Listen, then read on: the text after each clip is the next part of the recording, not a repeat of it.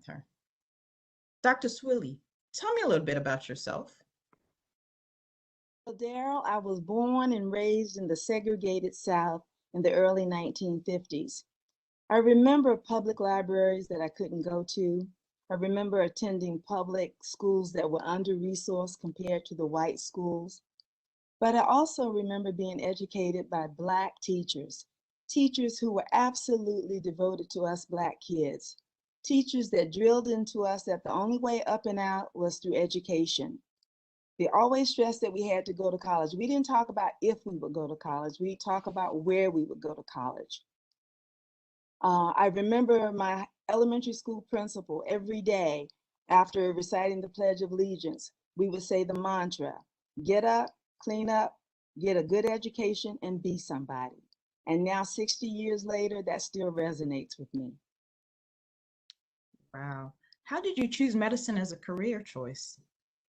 Well, actually, Daryl, it had to do with television. Long before Grey's Anatomy and Chicago Hope, there was Dr. Ben Casey. Now, I know you and probably your parents are too young to remember him, but Dr. Ben Casey was a neurosurgeon on television. And my 8-year-old self distinctly remember an episode in which he was explaining myasthenia gravis to one of his patients. And I thought, that's fascinating. And actually, my 8-year-old self understood it. So I made up my mind I wanted to be a physician. And because I love children, I decided then at age 8 that I was going to be a pediatrician. I let my own pediatrician know about that. And I must say, from then on, every visit to the pediatrician, he was showing me pieces of equipment, explaining tests, far more than I'm sure he was doing with others, but because he knew of my interests. There were no physicians in my family, my community, my church, but just as Dr. Wooding, the pediatrician, showed interest in me in high school, he told his associate about my interest in medicine. And so that family practitioner or internist would again take me under his wing to explain things, to keep me in that loop to talk about medicine. I didn't have mentors in college or even in medical school, but each visit home, those actually 3 Black doctors were always inquiring about how I was doing in school.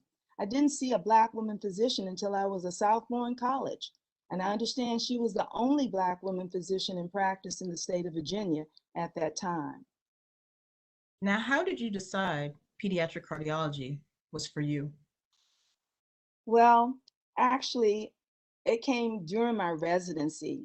During my second year, I went to Nairobi, Kenya, to do an infectious disease rotation on a measles project. There I met a nurse who had a great niece, a 2-year-old, who had just had surgery to repair what they thought was a simple cardiac defect, a patent ductus arteriosus. They went in and they closed her back up, not knowing what she had, but recognizing it was something far more complex. So I promised the nurse that when I came back to the States, I would talk to people at UCLA about whether or not they could help. And the person I went to was Dr. Josephine Isabel Jones, the first Black female pediatric cardiologist in this country. Dr. Jones was my mentor, not because I was interested in pediatric cardiology at that time, but because I was a Black woman in residency at UCLA, and there were no other Black faculty members uh, at the time. So she mentored a whole lot of us over the years. But Dr. Jones, Isabel Jones, arranged that UCLA would take care of the catheterization and surgery if needed. And so my job was to get that little girl from Nairobi, Kenya to the United States, which I was able to do working fundraising with people in Nairobi, people in LA. And so subsequently, uh, when she came to UCLA, though I was a second year resident, I appreciated that I needed to know more pediatric cardiology so that I would be able to advise her mom and her family. And so that sort of was my initiation into pediatric cardiology. Dr. Isabel Jones had me in the cath lab participating in and watching that cath. Subsequently, they found out she did have something much more complex. She had a truncus arteriosus and had high pulmonary vascular resistance. And the question was it too high? And there was a lot of controversy about that, whether or not she was still operable. I, in my naivety, realizing that this was really high risk, decided to get another opinion and appealed to Dr. Norman Shumway at Stanford University. And for those of you who are older, you know, Dr. Shumway was one of the world-renowned pediatric cardiac surgeons of his time. He was the surgeon who did the first cardiac transplant in the United States. And my little second-year residence self took it upon myself to actually call him and ask him about my case, of my patient. He agreed to take her case, and his only stipulation was that I would have to come there to watch the surgery, which I did.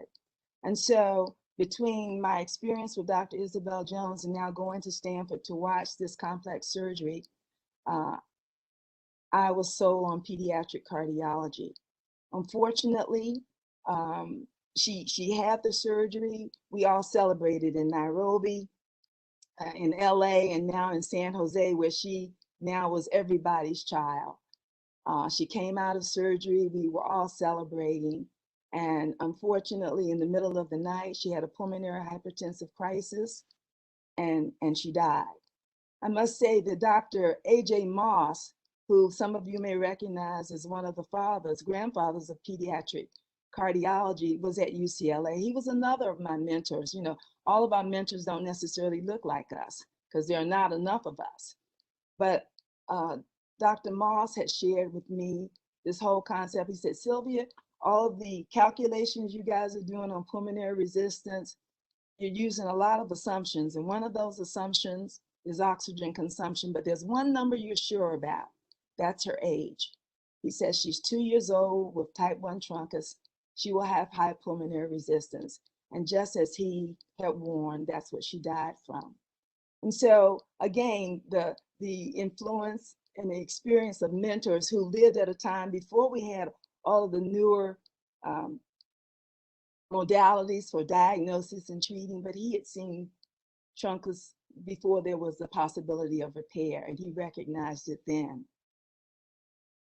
And so, Daryl, I know you have to go on, but there's two things I want you to remember. First of all, find yourself a mentor, but don't just find a mentor, be a mentor. There's some 8-year-olds who are looking at you. And though I hope we can convince you to go into pediatric cardiology, more importantly, I want you to engage in a field that arouses your passion. The passion that I still feel now about pediatric cardiology 40 years later, and am eager to still share that first story of my first experience. So enjoy your day. Daryl is so touched and thanks Dr. Swilley for the time she took to speak to him.